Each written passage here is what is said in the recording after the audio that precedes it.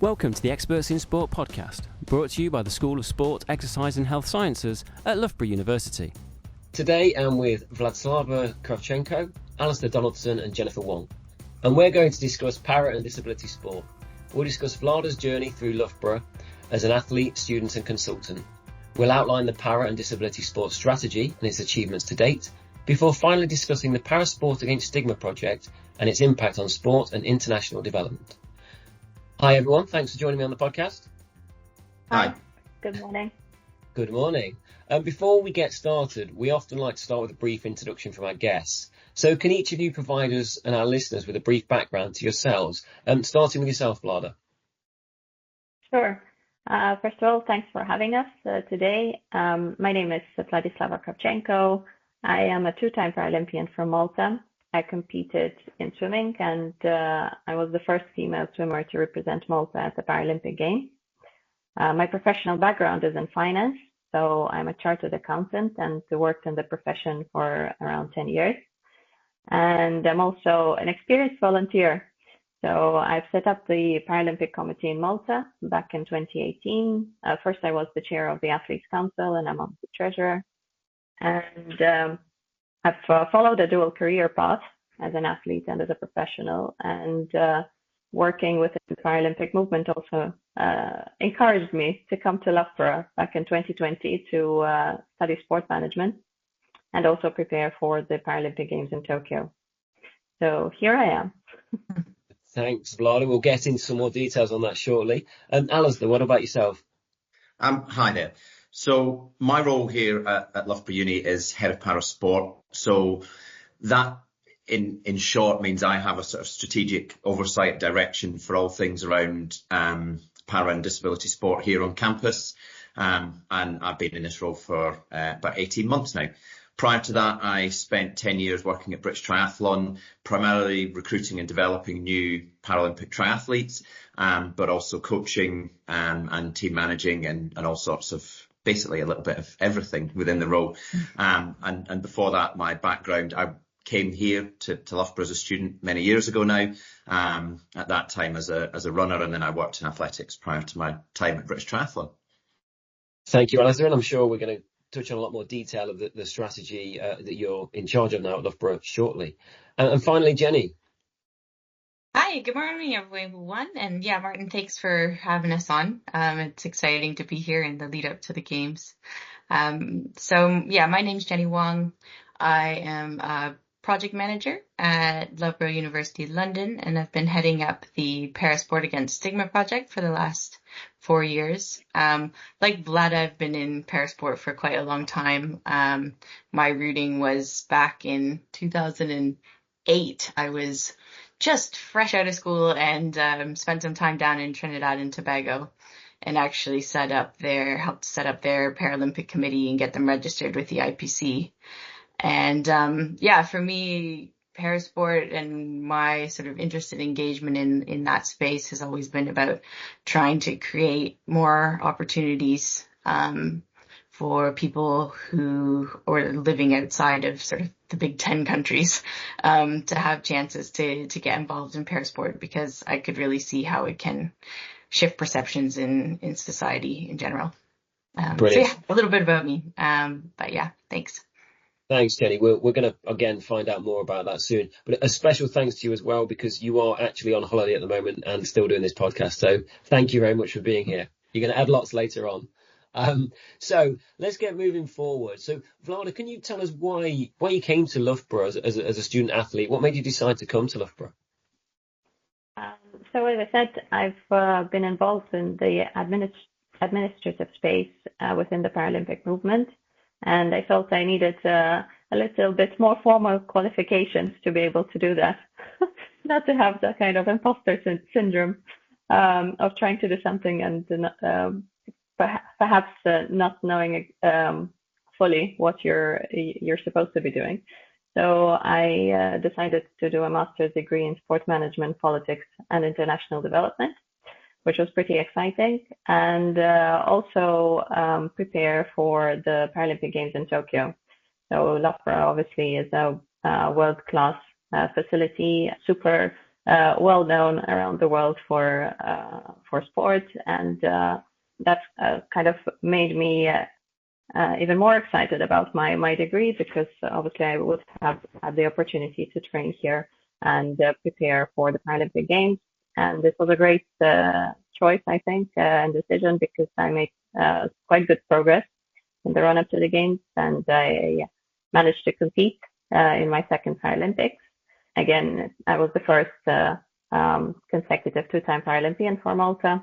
And whilst I was doing my degree, I did my dissertation on parasport integration at the Commonwealth Games, and was immediately able to put that knowledge into practice. So right after I finished my degree and after I got back from the Paralympics, I started working as the sponsorship activation manager at PwC for the Commonwealth Games in Birmingham.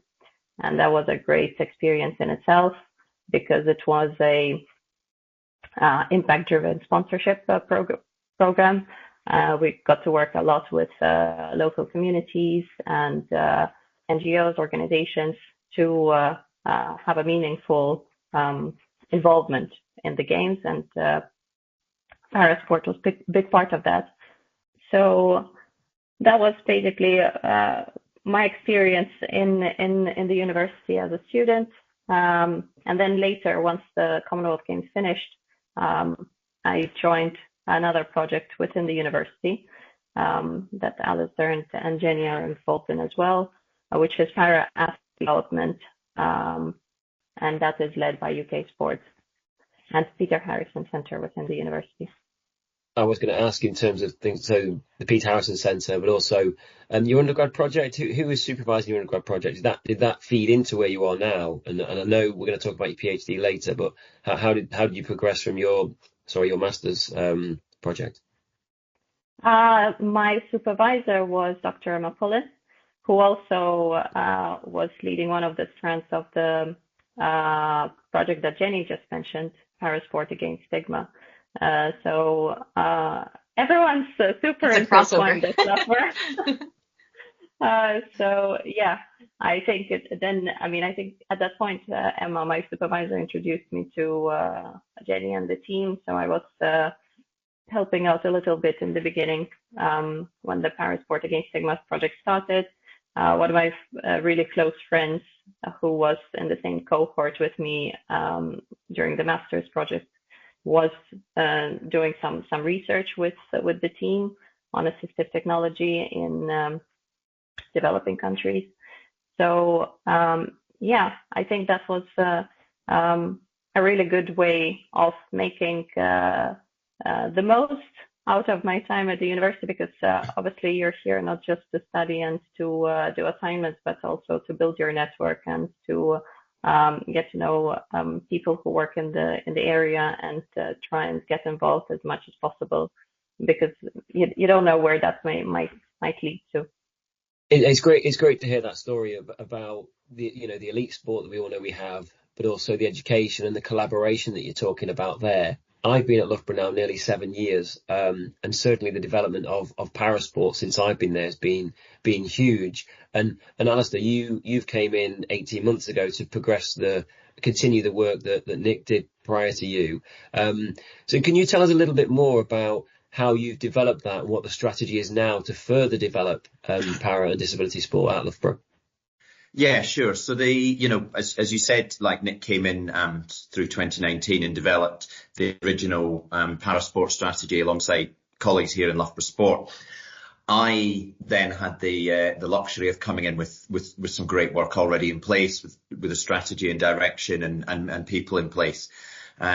So what I've had the opportunity to do is to spend time to speak to a lot of colleagues, to students, and to partners as well, to look at how we then sort of refresh that and take that forward. And what we're effectively launching now is the refresh of that, the slight evolution of that as it becomes the para and disability sport strategy, to really speak to the sort of the full population that we're trying to support. And it's a really exciting time to have that opportunity to kind of take further steps forward in a place that's already doing great things, and our vision is to be world leaders in para and disability sport, and to set, unashamedly so, and to set really ambitious targets for ourselves to move forward and to sort of show how things can be done in a really integrated manner that also really puts the disabled students at the heart of what we do and gives them a fantastic experience. I think part of that is our mission is that all disabled students can see themselves in our sporting vision, that sport really is for all. If you are a student, you come here, whether you come here as a disabled student looking to be physically active, or whether you come here someone like Vlada who's wanting to go on and compete at Paralympic Games, then this is a place where you can do that, and this is a place that's kind of normal, and that we push the boundaries for everyone that wants to push those boundaries. Have you got any examples of specifically what we've done over the last few years to help enhance this, whether that be strategy or facilities or enabling different sports? What kind of things are we doing practically? So I think one of the first things we did, there were already, when the first strategy was written, there were already national governing bodies who were based here running the Paralympic programmes. But in reality, we as the university kind of just ran alongside what we did as a university. So one of the key things was creating performance programmes, like Paralympic performance programmes of the work that we do. So we now have 7 different Paralympic performance programmes. So we have athletics, we have swimming. Obviously, Vlada was part of that. We have our cycling programme, we have it in badminton, we have in triathlon, we now have wheelchair tennis. And then the one that was kind of created from scratch, so to speak, was the wheelchair basketball programme, where we therefore have the Loughborough Lightning wheelchair basketball franchise team who compete and have won the last three Women's Premier League titles. So not only just providing it, but really building on that. And that really helps to build our expertise among our staff as well. And really develop so that we've got a fantastic staff that know and really learn how to support all athletes and different populations, which is really, really important to the ongoing success and the ability for our staff to work with each other and develop themselves. That's an interesting point you've added there around staff and workforce. What are you trying to do to develop that future workforce that specifically have knowledge in this area and not just the general knowledge within sport? Yeah, so within the strategy, there's 3 key strands. So one of those is performance, one of those is get involved, and the other one is developing the workforce. And it's such an important part that facilitates the other work we do. So we want the staff that we have here to all be absolute leaders in this area, to really understand, to be comfortable with working with all people. And I always like to try and think of it as about working with all people, not about working with disabled students or working with non-disabled students. It's just you're working with people and you learn how to adapt. But it's more than just the staff. There's so many tiers to it with us as a university. So we have a huge student volunteer population that works across all the sport we do.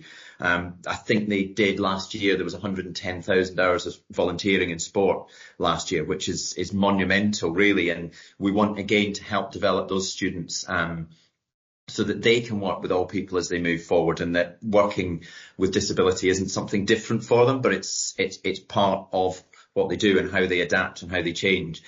So making sure that there's training in place for them and also experiential learning in place, because that's key. We want, again, with an academic school, we want to see that when our students come and learn, and they learn about physiology or biomechanics or psychology, that they learn about, again, all populations. So it's not just, the case studies they look into, which is a huge part of any kind of learning, is not just about a non-disabled population, but it is, what's the biomechanics of an athlete with cerebral palsy? What's the physiological impact of a spinal cord injury in terms of competing and training, adaptations to the heat and all these things? And these are areas where we have some real expertise within the university. Peter Harrison Centre has done a huge amount of work over time in so many different areas. And, they've done a huge amount, in particular in wheelchair work, led by Vicky Tolfrey. But starting to get that work filtering into all education. So it's not different.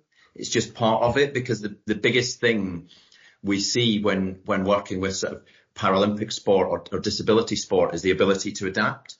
And if the first time you're faced with having to adapt is you're working in a professional environment or as a volunteer in a sports club, that someone who's disabled comes along and you've never seen it and you go, I don't know what to do, rather than going, well, I've got this experience, I've understood this, I know how to adapt my practice. So that's absolutely key in terms of moving us forward. We've done a lot of that work already, in many ways, and again, sort of through Peter Harrison Centre and Vicky, they've developed a number of a lot of particular PhD students and so on, who have gone through the Peter Harrison Centre, have gone on to senior positions within the Paralympic workforce in the UK, and that's a really important part of how we continue to progress and what we'd like to continue doing. And then I think the final part of it is actually supporting our disabled students to be the workforce of the future. So it's not just about non-disabled people supporting disabled people, but it's about our disabled students going out and working, whether in Paralympic sport or not in Paralympic sport, going out and working as they wish to, as officials, as coaches, as practitioners in whatever sort of field they'd like to move into. Loads of those things you've said there are really, really interesting. You mentioned experiential learning, which is, the side of things that I work in. So very pleased to hear that. What was interesting to me there is, was having to talk about the workforce and having this plan, because historically, realistically, it's been an afterthought from my experience. I was qualified as a PE teacher 20 years ago. I barely remember I did very little in this space. And like you've said, if we can produce students who have the confidence to work in this space, and you might be running a session and a disabled person comes to the session and you might be thinking, I have no idea what to do, but having that confidence potentially to communicate with that individual and kind of work things out, I think would be a great space to be in. But having it as part of curriculum and part of, whether it's your level 1 coaching badges, your level 2s, embedded, integrated in, as opposed to, oh yeah, we're just going to do an hour on this at the end, which is how it used to be. It's really great to see and hear, and I really hope that continues to kind of continue to develop. So Alasdair, can you tell us about what opportunities students and others have at Loughborough to develop in the para and disability sports space? Sure, opportunity really is at the heart of what we're trying to do, because we have so many different areas where opportunity is perhaps not there for our students when they go through the schooling system in particular. So, for example, when we developed the new part of our power-based gym, so the base section, which is an enormous gym, we built it with accessibility at its heart. We built it so that any of our disabled users could go in and use it in a really functional way and just go in and create independence. Because actually independence is one of the most important things that you can have. It's not about saying, how can I help you? It's about creating an environment where you can go and do stuff for yourself and be the same as your peers. So everything is smooth and rolled through. The weights are lifted to a higher level instead of on the ground, so that if you are a wheelchair user, you can lift them straight on and you can put them on your bar yourself. It's just sometimes small things like that, but working with our partners to create that kind of opportunity.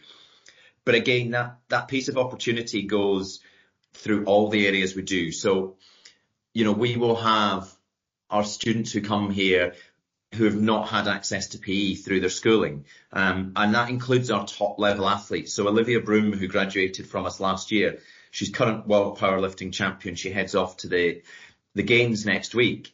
When she was at school, she wasn't allowed to do PE because they didn't have an adaptation and a provision for her. And that she spoke at an event last year and talked about it. And it really hit home with me that that's a big job of what we're trying to do, of making sure that when people come, they can get involved in sport.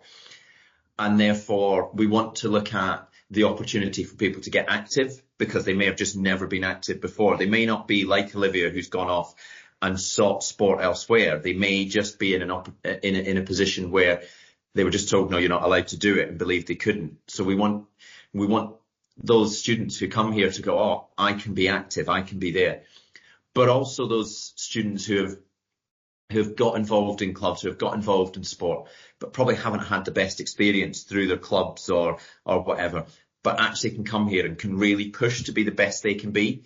And that may for them be to come out and start being competitive in a national level. That might be to become an international. That might be to go and become a Paralympic champion. You know, we want sort of their ambition to be the ceiling of where they can get to, rather than what we say they can and can't do. We want them to be able to try new sports because they might have had a really limited opportunity to do so at home. So it's really key that we create opportunities in everything we do, whether that is to become a coach, whether that is to participate for the first time, whether that's to win, world and international medals that, make the nation proud. But we want to make sure that we give the opportunity to, make people proud of themselves and proud of what they do, and really have an opportunity to kind of move forward and do what they do. And that means pulling together and making sure that our facilities are accessible as we can possibly make them, making sure that our communications are accessible as we can possibly make them, and making sure that our environments are all welcoming to everyone who comes into them, and that everyone comes in and feels like this is the place for me and this is where I can be active in the way I want to. It's really good for you to highlight some of that, because we might sit here and go, well, yeah, parasport, disabled sports really, really moved forward, and I believe it has. But when you're highlighting that there's still people in PE in this country not getting access to physical activity, the beliefs that some disabled people might have that, no, it's not for me, I can't do that, is still there and still real. And it's brilliant to hear the passion that you have, and that the university has backed this so massively, because there are some places where, yeah, we might have a policy and, we've put a ramp in so disabled people can come and do it. And then when you look at, and that may have been the case with Power Base 1, that actually there's a lot of equipment in there. The reality of access was probably difficult. Power Base 2 is a whole new ball game. The base section, you've got so much space, you can access things. And like you said, disability and parasport were at the heart of that development. And I think that needs to then, facilitate or filter throughout everything. And there's so many more access things. I'm not just talking Loughborough, across, universities and schools and everywhere, to actually make this something where it's not where somebody with a disability think, well, that's not for me, because actually the accessibility is there for everybody. And I think Loughborough driving in this space is brilliant. It's just so good to see the university, yourself, everybody backing this is brilliant. So keep up the good work. Yeah, and I think, thank you. I think one of the key bits is it's not just Loughborough Sport, and it's not just SSEHS, as the academic school, but it is across sport. With Joe Meyer as the Pro Vice Chancellor for sport, taking that campus-wide approach, and actually within the Sport Core Plan, having parasport and disability sport as one of the key strands of that, really states the university's intent. It talks about bringing in all the departments across campus, about, sports technology obviously is another really key one that's obvious, but the design school and all different areas working together. And, the ambition is that we create a hub for parasport here on campus that brings in all these different parts of what we have on campus, both the doing of sports, the research of sport, the facilitation of it, but also then working with the British Paralympic Association, with UK Sport, with UK Sports Institute, with national government bodies, to create a real hub that really helps us sort of take this element to the next level, and I suppose demonstrate what is possible. We know we're very privileged. When we listen to what Jenny says about parasport against stigma, we know how privileged we are, but we also know we can be better, and it's our job to do the best we can do. I think that's the point. We know we've progressed, but it doesn't stop there. It just continues. You mentioned in there how, Vlada was part of the programme and has been a part of the kind of development of and ongoing things. So alongside being that student athlete, Vlada, you've also been working on kind of international relations. Can you tell us more about that side, please? Yeah, I think it was one of the things that I tried to get involved as a student or as a young professional. Back in 2015, the first international program that I took part in was the Youth Ambassadors project led by the European Paralympic Committee. And what that entailed was effectively there were 8 young athletes who were just starting their journey. I'm still in touch with some of them, and at that point we were just trying to get into to para sports, trying to make our first games.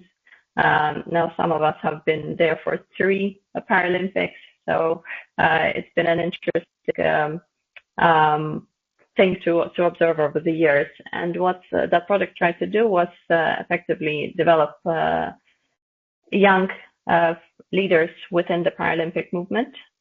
So we learned a lot about the structure of the and governance of the Paralympic movement, and also what we can do in our own regions and countries and communities to help build and develop the sport. I was responsible for the southern region of Europe, and effectively what that involved was raising awareness about Paralympic sport, Paralympic movement.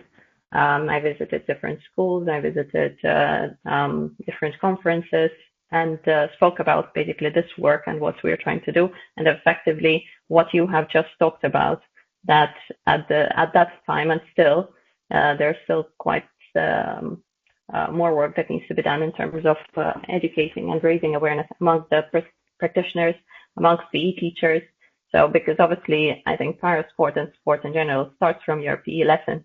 That's when you discover that you love sports and that you're good at it and that you can potentially take it somewhere. And as a result of that, we've worked with the University of Malta to embed that education on para sport within foundation of coaching courses. We're also working on introducing micro units within the university, so to enable practitioners and coaches and teachers to come and learn about para sport. And a little bit more on international side and international work that I've done was also a UK project, which was called Queen Young Leaders. It was a 5-year project, which was absolutely incredible. One of the best things probably that I've done in life. And what it focused on was primarily youth leadership and driving positive social change. It brought together young people from around the Commonwealth who worked in absolutely different fields, but we were all kind of united by one mission, which is making the world a better place. And again, next year it will be 10-year anniversary of that program, and it's been great to see how everyone developed and grew in their own areas.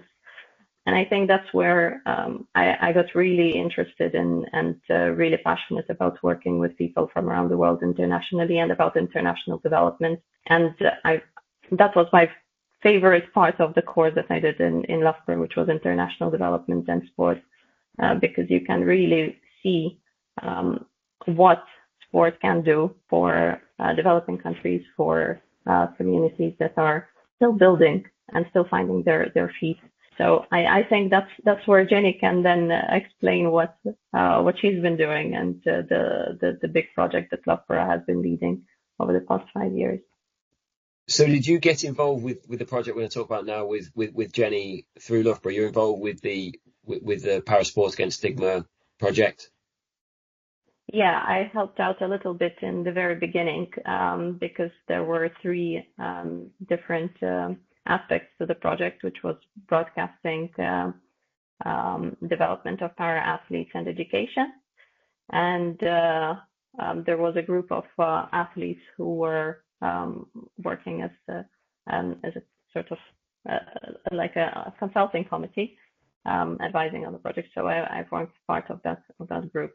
Thank you, and we will bring Jenny in now, who is on holiday but is here. So Jenny, go for it and tell us all about the Para Sport Against Stigma project. What is it? What are the aims? Why is it needed? All right, sounds good. Well, I can see the sun poking in my window. So yeah, thanks for having me while I'm on holiday. So Para Sport Against Stigma. It is a complex project to explain, but I will try to be relatively concise. The project really is rooted in assistive technology. Our funding is coming from UK Aid, and it's rooted in trying to find what works to help more people around the world, especially in low and middle income countries, to access the assistive technology that they need, such as wheelchairs, eyeglasses, hearing aids, walking sticks, to be able to engage and have a wonderful life and all the opportunities that should go along with it. And so our project is really looking at how parasport can fit into that and perhaps be a driver to breaking down stigma related to assistive technology and disability inclusion in general. So we've been working for the last 4 years on phase 1 of the project, which was in collaboration with the International Paralympic Committee and the University of Malawi. We had a really strong focus in Malawi and also did some work in Ghana and Zambia. And what we were trying to do was see how engaging with parasport, whether it be through broadcast and media, or whether it be through school programs or general participation, could help shift stigma. And from a research perspective, I think a lot of people expected us to be doing sort of perception change research, coming out with sort of big figures. This many people watched the Paralympics, therefore this many people's perceptions were changed. But the research approach was action research, quite qualitative. So we were working with and are still working with organizations in these countries to build together, learn, reflect, and then reply again. And what we're seeing and what we've seen over the last 4 years is a lot of growth in this space and a lot of capacity and a lot more localization is what we call it, or sort of decentralization of the Paralympic movement and rooting in those countries. So a real practical example could be where the Malawi Paralympic Committee was at the outset of the project. London 2012, they didn't make it to the games, lots of challenges. 2016, they made it with one athlete with a wild card or a sort of a diversity card. And then Tokyo, again, the same athlete, and sort of very limited participation base, but through the project and through some of the work we did in schools, from engagement with the media, they ran their first 2 national para games with over 150 athletes coming to those games, and were able then to have a much wider diversity in terms of the type of athletes they're engaging with, the sport codes they're offering. And that resulted in 2 athletes making qualification marks for Paris, and then 2 also going through the system to get the wild cards as well. So they have really been working, and I think the fruits of their labor are still to come in terms of the long term. But it's really showed that they needed to working holistically and thinking about awareness and media engagement alongside, or sort of this community engagement piece alongside the athlete development, was just so crucial in the context of their country, in the context of many low and middle income countries, because the stigma around disability and the systemic structures that cause inequality around disability are those same things that prevent parasport and disability sport from being able to grow and really be rooted at a national level. I know it's probably a difficult subject to touch upon, but what kind of stigma are they experiencing? So you mentioned quite a few African countries there, and the stigma associated. And just to frame that prior to your answer, I suppose, for me in the UK, I'm not sure the level of stigma would be at the same level that it was in Africa, but I did see a distinct change, in my opinion, in 2012. So the UK and Paralympics in 2012, I think there was a kind of a huge shift in understanding of the general population in terms of some of the performances of some para athletes just being absolutely unbelievable. And it seemed like the nation started to get behind it and understand things more. and that seems to have continued as we've progressed. And Alasdair and Vlado, I mean, any of you feel free to jump in. What do you feel your perceptions of change were in the UK in particular, or developed countries post 2012, and am I wrong there? And then Jenny, I might touch back with you just on the question asked in the first place. Yeah, certainly in the UK, I think you're right. I think you summed it up well. The change of that perception, and it's seizing the moments in many ways, because London 2012, the Olympics was such a celebration for the country, and so many people just wanted to keep being part of that and went along to the Paralympic Games to soak it up, and then realised that this wasn't just like disabled people doing sport, but this was sport, and this was really, really top level sport. And the thing I think it's changed in that time is it's really changed the followership of Paralympic sport. So the number of people who understand and who follow and who go, we're not at a place where, the superstars have got the same profile as they do in the Olympic type. We're just not. And it will take an incredible length of time to get there, because still within Paralympic sport, the Games is even bigger a thing, because it's your chance to shine in front of a population. It's your chance for people to see you. Whereas your World Championships and so on just don't get the same level of coverage. But I think, I now hear and see people talking excitedly about the Paralympic Games and what's coming up, and looking forward to it, and realising, that they just can't achieve those levels of performances. The average population can't just go in and compete in that. And that's such a big part of moving that perception forward. But also for me, I think the key part of any sport is seeing sport. It's seeing competitive action, whether that be in a wheelchair basketball or wheelchair rugby match where people are really going at it against each other in a competitive manner, or races where it comes down to the finest of margins. That's the stuff that helps keep the sport really relevant and just pushes it forward. No, I totally agree. It really has moved forward from our perspective. Vlada, what about yourself as a para-athlete? Did you get a sense of change anywhere? Where did you start to kind of realise actually this is growing, developing? This has moved forward, or is that the sense you have? Well, I think really thinking about it, I'm probably the product of the London 2012, because I got injured in 2008. So I had a spinal cord injury, and before that I was super active. I did rhythmic gymnastics at a competitive level when I was younger. Then I did lots of other sports. So I was always an active individual.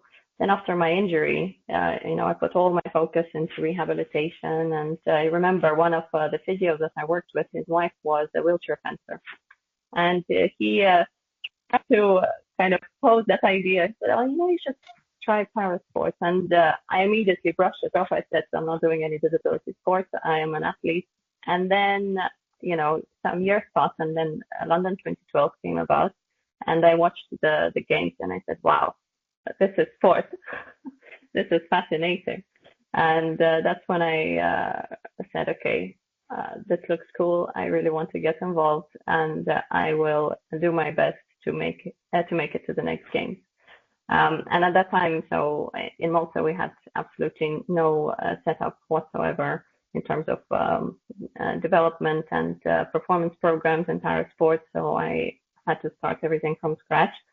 And I did make it to Rio, and it was a great experience. But just like Jenny explained, these small countries and developing countries, they end up sending 1-2 athletes, either through a wildcard or a bipartite invitation. And even though it's an incredible experience for you, as an individual, as an athlete, obviously you want more. You want to be there and to be competitive, because, like Alasdair said, this is people, you want to win.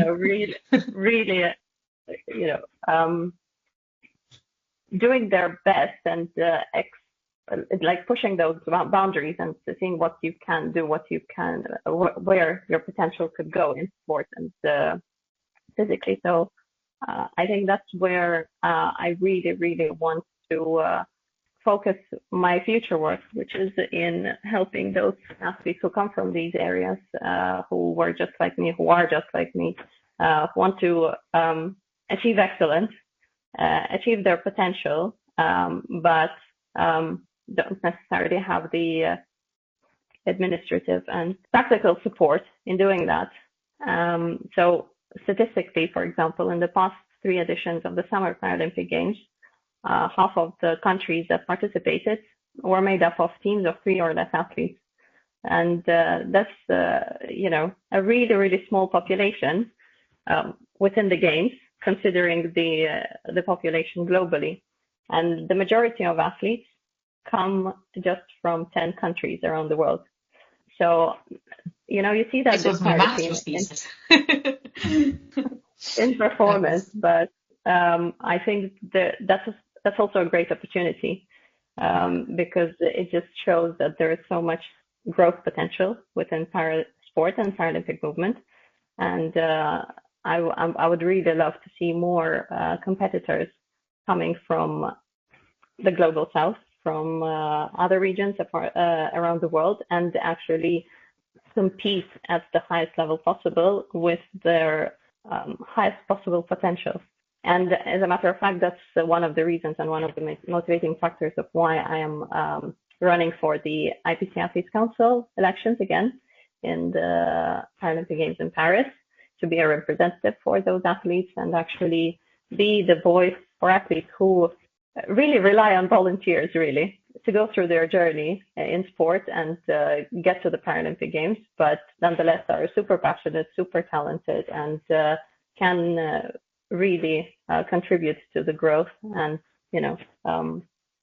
exponential thriving of the Paralympic movement and Paralympic Games. It's really interesting to kind of touch upon, because as a non-disabled person, being inspired by 2012, and then looking at what's happened on an administration level, an athlete's perspective, but also looking at the UK and the position we were in at the time as a developed country who heavily funding in this space, and then you given that story there about Malta, and actually a developed country that's then not developed in this space. And then now, if we're looking at the Parasport Against Stigma and looking at developing countries, their journey is not going to be the same, and that you're going to be tackling different things. But as we spoke about before, what are the barriers that you're facing regarding stigma in some of these countries, and what are those steps that you would love to get to a place that Vlad is talking about there, where you take in 1, 2, 3, you have a structure in place? What does that all look like? And I apologize now for the 3-in-1 question. Yeah, only a heavily weighted question there. Well, I think the thing is, when we think about stigma, we think about sort of the personal stigma. Somebody, maybe the reference of sort of derogatory terms, or maybe individual access. But I think what really needs to change in order for disability inclusion to happen is at a systemic level. We are talking about structures. Even if you look at the basic structure of where disability sport sits in a sport system like Malawi, it is buried below many levels of other sport, and it's treated as an individual sport federation, where it's not the case. They should be on the same level as a National Olympic Committee and have multiple sports, or be engaging with international federation or national federations who are offering dual track with disability inclusion as well. And you've also got the piece around the school systems. Many engage with sport much later in life, because they're not having the opportunity to play sport as a person with a disability in the school system in Malawi or in Ghana or in Zambia, because physical education teachers aren't necessarily taught how to offer adapted or inclusive PE. So when those two systems meet together, it's very, very challenging to have a holistic approach to developing disability sport or parasport at a national level. Through the project, we've been working with the African Union Sport Council, Region 5, so that's the 10 countries that make up Southern Africa. And they have a strong commitment towards disability inclusion and gender equity, and are looking for strategies on how they can help to guide national governments and national governing bodies on sort of how to set up their sports systems to be more inclusive for women and girls and people with disabilities. So I think there is some movement in that space. And one of the things that can really help to drive that is actually the visuality of something like the Paralympic Games, having more people being able to see it, engage with it, understand with it. Same with Special Olympics as well. But just that engagement in society and engagement in dialogue is helping to shift the narrative around that and help to make those changes, not just at a very individual level, but at more of a society level. How are you hoping to use the Paralympics, the upcoming Paralympics, to help in this space around your Parasport Against Stigma? Is there a way that you're trying to get it out more into these countries? Yeah, so a lot of, I can talk a little bit about what we're specifically doing in Malawi, for example. So the action research processes that took place in the first round of the project helped to create a toolkit, which is called Making Noise. And this is basically bringing together stakeholders from media, disability advocacy groups, and the sport movement, not just disability sport, to work together to come up with sort of a target and a strategy for amplifying sport in the country. And I think one of the interesting things was that some of the strategies they would use are things that we wouldn't think about here. They're much more culturally relevant to how they communicate and how they share information and how they engage and learn. So Malawi, they've used theater for development as a strategy alongside their sort of parasport demonstration events, as a way of engaging communities and other people who wouldn't normally sort of be in touch with parasport, to have dialogues around the games. We've also been working with they've got a long-standing, I would call it like a telenovela, but in a Malawian context. So it's a kind of a radio drama, and they've introduced parasport and disability characters into that. So I think we're taking approaches that are not what we would think as a UK, or I'm Canadian, so Canadian context would be like, okay, we've got to do something in the media and create videos and off we go. But we're trying to have it much more locally led and working with ways they communicate and using messaging and terminology and local language to make it much more relatable. And it's really good to hear about, because it seems like the project is not only trying to develop parasport, but is tackling the stigma through a variety of avenues to make societal change, which will obviously have, circular benefits all over the place. So it'd be really interesting in the future to kind of catch up again and see, the impact of the work that you're doing. I know we started to run out of time, so I did just want to finish with chatting to Vlad, because I know you're starting to study a PhD. Can you just tell us a little bit more about that? Well, it's not a secret that the Paralympic movement and the parasport was born out of the ashes of the Second World War in Stoke Mandeville here in UK. So, parasport probably was born after lots of military conflicts and people who got injured and needed to be integrated into society. And sport was one of the enablers for them to basically find their way back into life after a devastating experience. And we have seen lots of turmoil going on in the world in the past couple of years. And one of the things that I have been thinking about and I would like to explore is what sport can do, parasport can do to drive peace and promote peace around the world. So I will be starting a PhD in diplomacy and international governance, and will be doing my projects on sport diplomacy and peace, particularly looking at what international sport governing bodies do in times of crisis, in times of conflict, and how that promotes peace or doesn't. Brilliant. It sounds really interesting. All of you, brilliant to hear from, because as you may be aware, that this podcast was born out of trying to bridge the gap between research and practice. And all of you seem to be involved in that space. That's where I get really excited, that I know that from our conversations here, I've already seen changes. Well, I've seen changes in the country from 2012. I've seen changes at Loughborough in the 7 years I've been there. And I'm sure we'll see more changes moving forward and more positive changes through Alasdair's strategy. But it'd be great to hear more about the Parasport Against Stigma and how that's moving things forward. And Vlada, your new PhD project looking at international peace. It'd just be great to see the actual impact of all this work moving forward to hopefully continue to develop the parasport and disability sport, not just how we now see it in this country, but around the world. It's going to be an interesting space to be involved in the next 20 years, really. So I really look forward to speaking to you all again, and thank you all for coming on the podcast. Thanks a lot. Thank you. Thanks for having us. Thanks for listening to the Experts in Sport podcast. If you'd like to get in touch, then please contact me, Martin Foster, at m.foster@alborough.ac.uk. Thanks for listening. See you next time.